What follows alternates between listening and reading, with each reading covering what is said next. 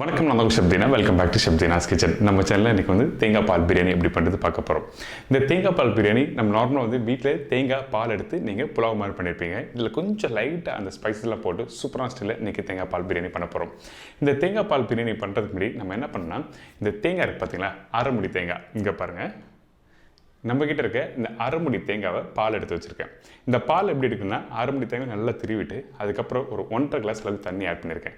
தண்ணி ஆட் பண்ணி நல்லா புளிஞ்சு நல்லா டைட்டாக எடுத்த பிறகு இதில் வந்து திருப்பியும் தேவையான அளவுக்கு தண்ணி ஆட் பண்ணி எடுத்து வச்சுருக்கு தான் இந்த தேங்காய் பால். நல்லா பார்த்துங்க, இதில் இந்த அளவுக்கு அரிசி எடுத்தேன். அதாவது 1க்கு 1.25 அளவுக்கு தண்ணி ஆட் பண்ணுறோம் இந்த பிரியாணிக்கு. அதாவது இந்த அளவுக்கு வந்து நான் என்ன பண்ணியிருக்கேன், ரைஸ் எடுத்தேன். அதில் 1/4 மடங்கு அளவுக்கு எக்ஸ்ட்ரா வச்சுருக்கேன். ஸோ அதனால் மெஷர்மெண்ட்டில் உங்களுக்கு தெளிவாக சொல்கிறேன். எந்த கப்பில் அரிசியை நீங்கள் ஊற வைக்கிறீங்களோ அதே கப்பில் 1.25. அப்படி இல்லைனா மொத்தமாக ரைஸை போட்ட பிறகு ஒரு பவுலில் போடுங்க.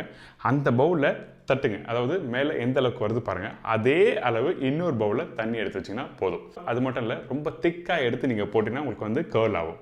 ஸோ அதனால் இன்றைக்கி வந்து தேங்காய் பால் கரெக்டாக வந்து அரைமுடி தேங்காய்க்கு 1.5 கப்பு தண்ணி, அதுக்கப்புறம் பச்சை தண்ணி ஆட் பண்ணி கரெக்டாக வச்சுருக்கோம். இப்போ ப்ரிப்ரேஷன் தேவையான பொருட்கள் பார்த்தலாமா?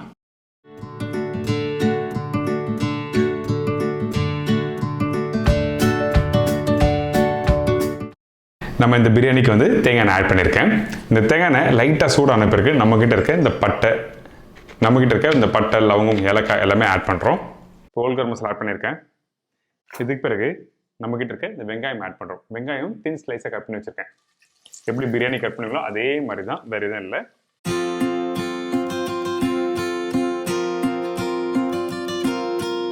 பச்சை மிளகா 1/2 பண்ணி போட்டிருக்கேன். இந்த பச்சை மிளகா 2 இதில் ஆட் பண்ணுறேன்.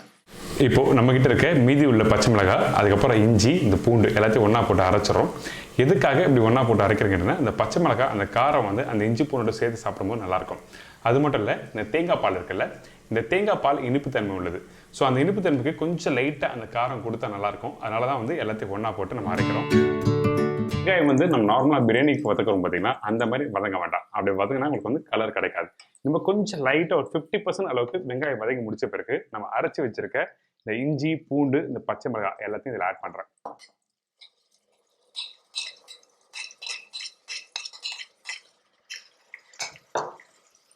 இந்த இஞ்சி, பூண்டு, பச்சை மிளகாய் நீங்கள் அரைக்கும் போது வேணும்னா கொஞ்சம் சோம்பு ஆட் பண்ணலாம். அந்த ஃப்ளேவருக்காக நீங்கள் வேணும்னா ஆட் பண்ணலாம். அது ஆப்ஷன், சரிங்களா? இப்போ இதில் வந்து நல்லா மிக்ஸ் பண்ணிவிட்டு சாட்டே பண்ணுறோம். இதுக்கு பிறகு நம்மக்கிட்ட இருக்க இந்த புதினாவை ஆட் பண்ணுறோம். கொத்தமல்லி, தயிர்,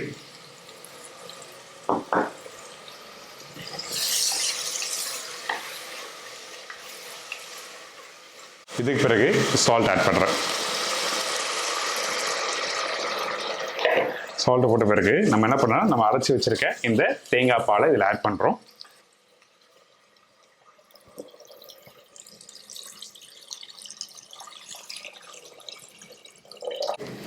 தேங்காய் பால் போட்ட பிறகு நான் கரம் மசாலா பவுடர் சொன்னேன் பார்த்தீங்களா, இந்த கரம் மசாலா வந்து இப்போ இதில் ஆட் பண்ணுறோம். கரம் மசாலா பவுடரு நீங்கள் ரைஸ் வெடிச்சு போடுறீங்கன்னா அந்த டைமில் மேலே போடலாம். இப்போ குக்கர்லேயே நம்ம பண்ணுறதுனால கொஞ்சம் லைட்டாக இந்த கரம் மசாலா பவுடர் போட்டுடலாம்.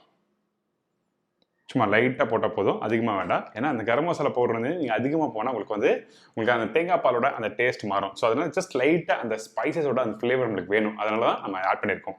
இப்போது நம்ம பாஸ்மதி ரைஸ் இதை ஆட் பண்ண போகிறோம். இந்த ரைஸ் வந்து கரெக்டாக நீங்கள் ப்ரிப்பரேஷன் ஸ்டார்ட் பண்ணுறதுக்கு 20லேருந்து 25 நிமிஷம் முன்னாடி வந்து ரைஸ் ஊற வைங்க. அதேமாதிரி இந்த அரிசியை வந்து வாஷ் பண்ணிட்டு தான் நீங்கள் ஊற வைக்கணும். எப்பவுமே ஊற வச்சு வாஷ் பண்ணிங்கன்னா உங்களுக்கு வந்து அரிசி உடையும். இப்போ இந்த அரிசியை ஆட் பண்ணுறேன். இப்போது இந்த அரிசி போட்ட பிறகு கரெக்டாக நீங்கள் வந்து ஜஸ்ட் லைட்டாக மிக்ஸ் பண்ணிவிட்டு சால்ட்டு செக் பண்ணுங்கள். இந்த டைமில் சால்ட்டு நீங்கள் செக் பண்ணணும். இந்த தக்காளி ஸ்டார்டிங் நம்ம போட வேண்டாம். அப்படி தக்காளி நீங்கள் அது ஸ்டார்டிங்கே போட்டிங்கன்னா உங்களுக்கு வந்து அந்த மசாலா கான்செப்டில் போயிடும். ஸோ அதனால் இந்த தக்காளி இதில் ஆட் பண்ணுறோம்.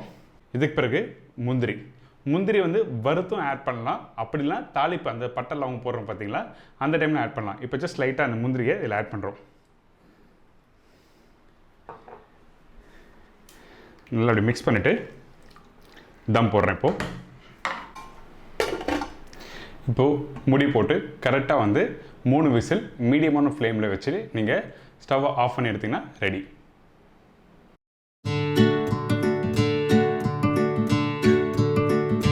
நம்மளோட நம்மளோட இந்த தேங்காய் பால் பிரியாணி ரெடி ஆகிடுச்சு. ஓப்பன் பண்ணி பார்த்தலாமா? கரெக்டாக 3 விசில் மீடியமான ஃப்ளேமில் வச்சுட்டு அதுக்கப்புறம் விசில் ஆட்டோமேட்டிக்காக ரிலீஸ் ஆன பிறகு நீங்கள் ஓப்பன் பண்ணுங்கள். வாவ், நம்மளோட பிரியாணி நல்லா சூப்பரான வாசனையில் இருக்குது. இப்போ இந்த தேங்காய் பால் பிரியாணி ஜஸ்ட் லைட்டாக அப்படி ஓப்பன் பண்ணி பார்த்தலாமா? ஆஹா, நல்லா உதிரியாக சூப்பராக இருக்குது.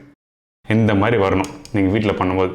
இதில் மசாலா அதிகமாக இருக்கக்கூடாது, கரெக்டாக உதிரியாக சூப்பரான ஃப்ளேவர். அது மட்டும் இல்லை, அந்த தேங்காய் பாலோட அந்த டெக்ஸ்டர் டேஸ்ட் எல்லாம் சூப்பராக இருக்கும். டேஸ்ட் பண்ண போகிறேன், டேஸ்ட் பண்ணி பார்த்துட்டு உங்களுக்கு எப்படி சொல்கிறேன். சுவையான பிரியாணி ரெடி ஆகிடுச்சு. சூப்பர். சாப்பிடும்போது அந்த அந்த தேங்காய் எண்ணெய், அந்த தேங்காய் பால்லாம் ஆட் பண்ண பார்த்தீங்கன்னா அந்த காரம் பர்டிகுலராக அந்த ஸ்வீட்னஸ் அதிகமாக இல்லாமல் கரெக்டாக அந்த காரம் பச்சை மிளகாலாம் மிக்ஸ் ஆனால் சூப்பராக இருக்குது. இது இந்த ப்ரிப்பரேஷன் கையில் சாப்பிட்டா தான் கரெக்டாக இருக்கும். ஏன்னா நம்மளுக்கு பிடிச்ச ப்ரிப்பரேஷன் எப்பவுமே வந்து அந்த ஸ்பூனில் சாப்பிட்றதோட கையில் சாப்பிட்டா அருமையாக இருக்குன்னு சொல்லுவாங்கல்ல. சூப்பர். ரொம்ப ஒரு மைல்டாக ஒரு அழகாக சூப்பராக ப்ரிப்பரேஷன் கொடுத்துருக்கேன். கண்டிப்பாக வீட்டில் ட்ரை பண்ணி பாருங்கள். இதே மாதிரி நாளைக்கு இன்னும் சூப்பர் டிஷ்ஷஸ். நன்றி, வணக்கம், see you, bye, take care.